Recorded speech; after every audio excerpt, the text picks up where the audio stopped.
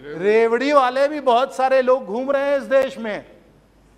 आप कलकत्ते से आपका आना जाना है, आपको मालूम है कि वहां संदेश भी दिए मिले जा रहे हैं, रसगुल्ला भी दिया जा रहा है, मिष्टी दोई भी दी जा रही है। ये रेवड़ी वाले बहुत हैं।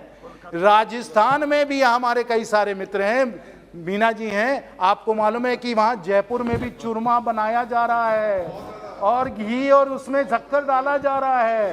रोटी उसको चूर चूर के चूरमा खिलाया जा रहा है। और दिल्ली वालों को एक ऐसा हलवाई मिला है जो जलेबी ही तलता रहता है और वो जलेबी लेकर जलेबी की उस कढ़ाई को पंजाब पहुंच गया, अमृतसर में भी जलेबी खिलाने वाला है। और अब क्योंकि चुनाव भी आ रहे हैं, वही कढ़ाई लेकर जलेबी वाला गुजरात घूम रहा है, हिमाचल घूम रहा है जलेबी खिलाने के लिए। बहुत दिनों से हमारे विपक्ष के साथीगण वेल में आकर प्लकार्ड उठाकर इस विषय पे कुछ अपनी बातें रखना चाह रहे थे, तो हम लोगों को लगा कि जरूर कुछ ना कुछ इसमें बहुत बड़ी बात होगी जो आज ये लोग हम लोगों के समक्ष प्रस्तुत करेंगे। और बहुत ध्यान से सभापति महोदय जी, बहुत ध्यान से हम लोग बैठकर हम लोग साथीगण यहाँ सत्ता पक्ष की तरफ से हम लोग इन सब बातों सुन रहे थे। लेकिन सब वक्ताओं को सुनकर मैं बड़े दुख से मुझे ये कहना पड़ेगा कि एक जब हम लोग बचपन में स्कूल में संत कबीर का एक दोहा हम लोगों को सिखाया जाता था, वही कबीर का दोहा मुझे भी अभी याद आ रहा है। और वो दोहा क्या है माननीय सदस्यगण, वो दोहा आपको याद होगा, आपने भी जरूर स्कूल में पढ़ा होगा। बुरा जो देखन मैं चला, बुरा न मिलवे कोई, जब दिल खोजा आपना, मुझसे बुरा न कोई। महंगाई देखने ये चले थे, इन्हें महंगाई कहीं मिली नहीं। लेकिन अगर अपने अंदर देखेंगे तो वहां आपको दिखने को मिलेगा कि अगर हमें चिंता महंगाई की कहीं भी करनी है तो उनके राज्यों में करनी है। और ये सब मैं थोड़े विस्तृत रूप से मैं समझाने की कोशिश करूंगा। आपने महंगाई की बात की, आपने गरीबों की बात की, आपने कई आंकड़े प्रस्तुत किए, आपने ये भी कहा कि आंकड़ों से पेट नहीं भरता। सुप्रिया सूले जी ने, माननीय सदस्य जी बहुत वरिष्ठ सदस्य हैं, और बिल्कुल सही कहा उन्होंने कि आंकड़ों से पेट नहीं भरता है। मैं बताता हूं पेट कैसे भरता है। मैं जाता हूं पेटो पंचायत, मैं जाता हूं रामपुर पंचायत, मैं जाता हूं देहर पंचायत, मैं सब अपने जिले के पंचायतों में घूमता हूं और मैं वहां जाता हूं तो वही गांव देहात के लोग कह रहे हैं कि हमारा पेट माननीय सरकार, माननीय मोदी जी ने भरा है। क्योंकि आज हर कोई को, और इतने महीनों से, इतने सालों से कोविड का जब यह आपदा आई, हम लोगों ने गरीब कल्याण योजना के तहत सबको मुफ्त अनाज खिलवाया और उनको जो जो उनकी ज़रूरतें थी वो हम लोगों ने उनको प्रावधान उनको हम लोगों ने करवाया है। और आज अगर आप गरीब की किसी थाली को देखिए, और ये सही है शायद आपको वो गरीब की थाली नहीं नज़र आती होगी, लेकिन आप मेरे साथ दौरा करें, आप में आए, झारखंड एक अति गरीब एक राज्य है, तो आप किसी गरीब की थाली को देखिए और उससे पूछे कि आज चावल के लिए तुमको क्या भाव देना पड़ रहा है, तो आपको बताएगा कि चावल आज आपको मुफ्त मिल रहा है, दाल भी आपको बहुत कम दाम में मिल रही है, बहुत मुफ्त मिल रही है आपको। अगर आप देखें कि सब्जी जो पहले 10-15 रुपए की मिला करती थी, आप जाकर बाजार में हाट में लिया करते थे, आज भी वो सब्जी 8 साल के बाद आपको जो 10-15 रुपए की मिल रही थी, ज़्यादा 15-20 रुपए की मिलती है सीजन में। कहाँ सब्जी का दाम बढ़ा है? आप अंडा का दाम देख ले, आप आटा का दाम देख ले, दूध का दाम देख ले, हर वस्तु पे जो कंट्रोल इस सरकार का रहा है वो अतुल्य रहा है और अकल्पनीय रहा है। आपके समय ये बिल्कुल नहीं हो पाया। तो आज गरीब की थाली आंकड़ों से नहीं साथियों, आंकड़ों से नहीं, आज वो गरीब की थाली जो है वो वस्तुओं से भरी है, उसका पेट उनसे ही भरा जा रहा है, वो हम लोग भर रहे हैं। ये वास्तविकता है। आपको पसंद नहीं आई, आप महंगाई ढूंढ रहे हैं, आपको महंगाई मिल ही नहीं रही है क्योंकि महंगाई है ही नहीं। तो आम जनता के नजरिए से देखें, आप आम जनता के नजरिए से देखें तो स्पष्ट आपको नजर आएगा कि उसकी थाली हम लोगों ने भर दिया है, और ना सिर्फ हमने उसके लिए थाली भरी है, हमने उसको और भी इतनी सारी चीजें दी हैं। जैसे अभी बहन बताई, मीना जी ने बताया, बहन मीना जी ने बताया, अगर आप देखें तो आज गरीब के घर में हमने बैंक का खाता पहुंचा दिया, हमने बिजली पहुंचा दी, हमने शौचालय पहुंचा दिया, हम जल पहुंचा रहे हैं। वो पक्के घर में रह रहे हैं, जहां उनको पीड़ा थी कि अगर कहीं अस्वस्थ कोई हो जाए, अस्पताल चले जाए, आज उसको 5 लाख का हम आयुष्मान भारत के द्वारा स्वास्थ्य बीमा दे रहे हैं। कौन सी महंगाई, कौन सी महंगाई जब 5 लाख का हमने इतना बड़ा उनको वरदान दिया है। और करोड़ों लोगों को आज सैचुरेशन मोड में करोड़ों लोगों को हम लोग गैस का सिलेंडर दे रहे हैं। और वहां माननीय अधीर जी मौजूद हैं, उनको मालूम ही है, सत्यपाल जी हैं, बीडी राम जी हैं, हम लोग सब लोग लोक लेखा समिति के सदस्य हैं। उसी लोक लेखा समिति में सीएजी के द्वारा बहुत गंभीरता से जांच हुई, बड़ी महीनता से जांच हुई, और उन्होंने हमें बताया कि जो उज्ज्वला योजना है उसके तहत जहां किसी को कोई गैस सिलेंडर नहीं मिल रहा था, सबको लगभग गैस सिलेंडर मिल चुका है। और आम तौर पे 3 या 4 सिलेंडर हर वर्ष लिए जा रहे थे। जिसके पास कुछ नहीं था आज 3-4 गैस सिलेंडर। आप कह रहे थे, वहां कल्याण बनर्जी साहब कह रहे थे कि वो अलमारी में बंद है। कौन सी अलमारी में? जब जाके सीएजी ने जाके देखा है कि गैस का सिलेंडर आज 3 या 4 खरीदा जा रहा है। तो आप ये क्या बातें बना रहे हैं? आप महंगाई ढूंढ रहे हैं, आपको महंगाई मिल नहीं रही है, और आप जाकर इस सदन को आप भ्रष्ट कर रहे हैं। इस सदन को आप इस तरीके से सदन को चलने नहीं दे रहे हैं, क्योंकि आपको ये महंगाई नहीं मिल रही है, आपको वेल में आके बस नाटक करना पड़ता है।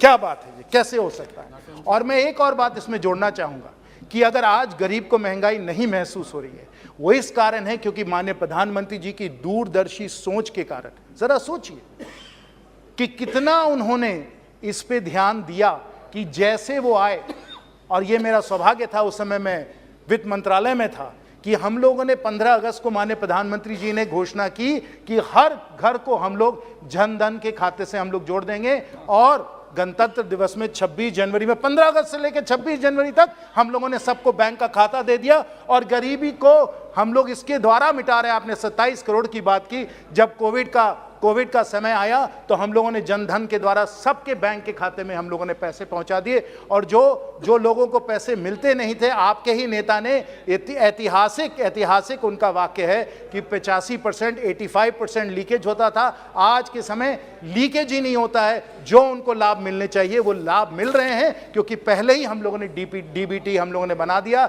जनधन को हम लोगों ने दिलवा दिया, और इस जैम ट्रिनिटी के माध्यम से महंगाई से हम लोगों ने जनता को सुरक्षित रखा है, उनके लिए कवच बना दिया। ये हम लोगों की दूरदर्शी सोच थी। और जब आपदा आई, कोविड की आपदा आई, मेरे विपक्ष के मित्रों को मैं बताना चाहूंगा, हम लोगों के पास वो इंफ्रास्ट्रक्चर था, हम लोगों के पास वो फाइनेंशियल सिस्टम था कि हम हर कोई को इस कवच के द्वारा हम सुरक्षित रख सकें। इसलिए तो आप जब महंगाई ढूंढेंगे, आपको गरीबों के बीच, आम जनता के बीच नहीं मिलेगी, क्योंकि उन्हें हम आज माननीय प्रधानमंत्री जी के साहसिक और निर्णायक नीतियों के कारण आज हम लोग उन्हें सुरक्षित रख रहे हैं। और ये मैं आम जनता के नजरिए से बता रहा हूं, किसी गरीब की थाली के नजरिए से बता रहा हूं, उस दृष्टिकोण से बता रहा हूं। लेकिन हमारे विपक्ष के कई ऐसे साथी हैं जो बड़ी बड़ी बातें करते हैं, आंकड़ों को लाते हैं, IMF की आंकड़े लाते हैं, और सबके आंकड़े लाकर हम लोगों को बताते हैं। अगर हम इन आंकड़ों को देखें, जो हम लोग नहीं कह रहे हैं, ये IMF कह रहा है, वर्ल्ड बैंक कह रहा है, दुनिया के सब जो विशेषज्ञ हैं, जो अर्थशास्त्री हैं, वो कह रहे हैं, वो बता रहे हैं, वो मैं अभी बताने वाला, वो सब ये कह रहे हैं कि जिस प्रकार से माननीय प्रधानमंत्री नरेंद्र मोदी जी की सरकार ने इन आर्थिक संकटें और परिस्थितियों को संभाला है, इसका कोई मुकाबला नहीं है। 2 बड़े बड़े हम लोगों को शॉक आए हैं, जिसको माननीय प्रधानमंत्री जी ने और सब लोगों ने स्वीकार कहा भी है, और वंस इन अ सेंचुरी ये shock, once in a century. और इस दरमियान भी हम लोगों ने जनता को सुरक्षित रखा, उनको महंगाई उनको नहीं झेलनी पड़ी। और जो हमारी रिकवरी हुई कोविड के बाद और यूक्रेन क्राइसिस के होते हुए भी जो हमारी रिकवरी हुई है साथियों, वो विश्व पे एकदम टॉप में है। और ये मैं नहीं कह रहा हूँ, ये IMF और वर्ल्ड बैंक कह रहे हैं।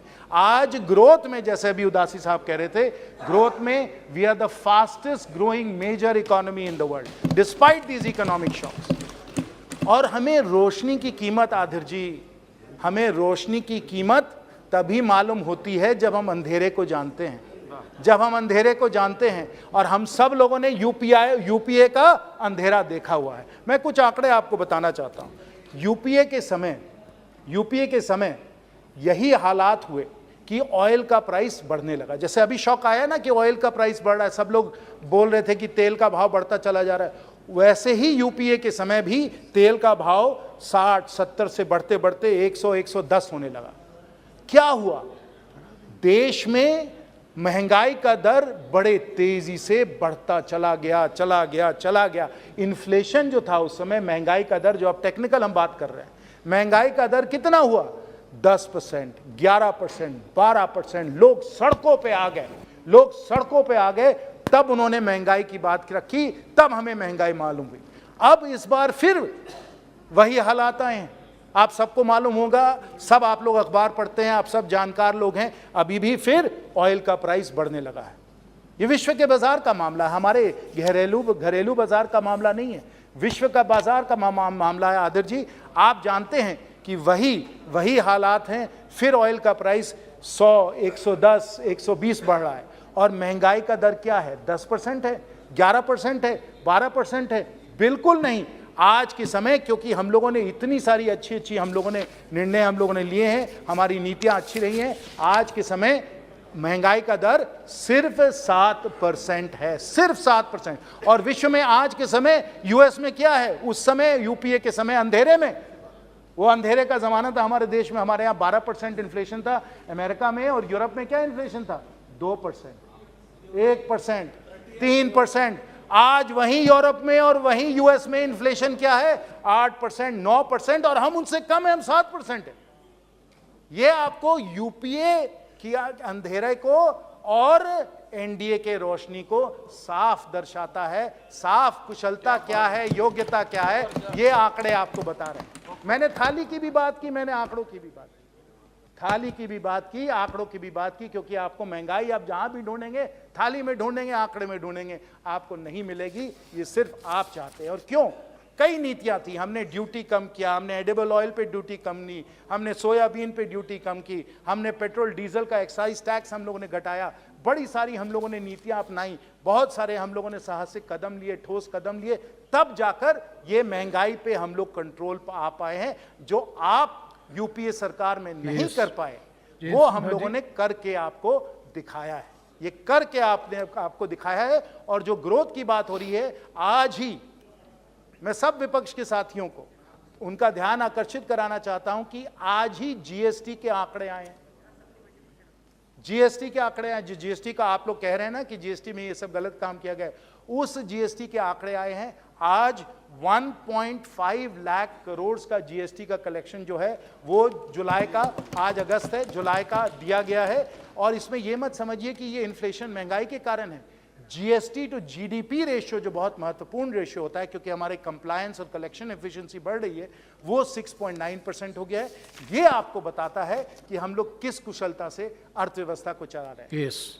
अंत में सभापति महोदय जी, अगर हमें महंगाई की चिंता करनी है, और माननीय प्रधानमंत्री जी हैं, इसलिए हम लोग बिल्कुल सुरक्षित अपने को महसूस कर रहे हैं, अपने को आश्वस्त महसूस कर रहे हैं कि हमें आज के समय महंगाई के बारे में कोई खास चिंता नहीं करनी चाहिए। लेकिन आधिर जी, अगर चिंता करनी है तो हमें चिंता आपकी करनी है, आप लोगों की करनी है। क्योंकि जैसे माननीय प्रधानमंत्री जी ने हमें बताया है, सिखाया है कि रेवड़ी वाले भी बहुत सारे लोग हैं, रेवड़ी वाले भी बहुत सारे लोग घूम रहे हैं इस देश में।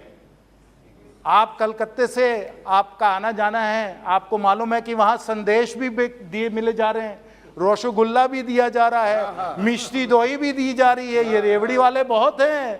राजस्थान में भी हमारे कई सारे मित्र हैं, मीना जी हैं, आपको मालूम है कि वहां जयपुर में भी चूरमा बनाया जा रहा है और घी और उसमें शक्कर डाला जा रहा है। रोटी उसको चूर चूर के चूरमा खिलाया जा रहा है। और दिल्ली वालों को एक ऐसा हलवाई मिला है, जो जलेबी ही तलता रहता है, जलेबी तलता रहता है। और वो जलेबी लेकर जलेबी की उस कढ़ाई को पंजाब पहुंच गया, अमृतसर में भी जलेबी खिलाने वाला है। और अब क्योंकि चुनाव भी आ रहे हैं, वही कढ़ाई लेकर जलेबी वाला गुजरात घूम रहा है, हिमाचल घूम रहा है जलेबी खिलाने के लिए। हमें अगर चिंता करनी है साथियों, अगर हमें चिंता करनी है तो उन संदेश वालों की, उन चुरमा वालों की, उन जलेबी वालों की, उन रेवड़ी वालों की जो देश को बर्बाद कर रहे हैं। यह हमारा सौभाग्य है कि माननीय प्रधानमंत्री जी हम लोगों के देश के नेतृत्व कर रहे हैं, वो हमें सुरक्षित रखेंगे। मैं अंत में एक ऐतिहासिक बात आपको बताऊं, समाप्त कीजिए। सोशल सिक्योरिटी माननीय प्रेसिडेंट फ्रैंकलिन डेलेनो रूजवेल्ट जी ने अमेरिका में उन्होंने इंट्रोड्यूस किया था, उसके द्वारा मेडिकेयर और मेडिकेड आया और वो इतने लोकप्रिय हो गए फ्रैंकलिन डेलेनो रूजवेल्ट कि एक चुनाव नहीं, दूसरा चुनाव जीते, तीसरा चुनाव जीते और इतनी उनकी लोकप्रियता थी कि उसके बाद लोग कहे कि भाई अगर हम लोगों को उनको जीतने नहीं देना है तो हमें टर्म लिमिट्स लाना पड़ेगा। हम लोगों को भारत में भी टर्म लिमिट्स अगर हम लाएं तभी जाकर कोई माननीय प्रधानमंत्री जी के पद से हटाएगा, नहीं तो ये देश की जनता उनको हरदम उस पद पे देखना चाहती है और जलेबी वालों से हमें सुरक्षित रखना चाहती है। बहुत बहुत धन्यवाद।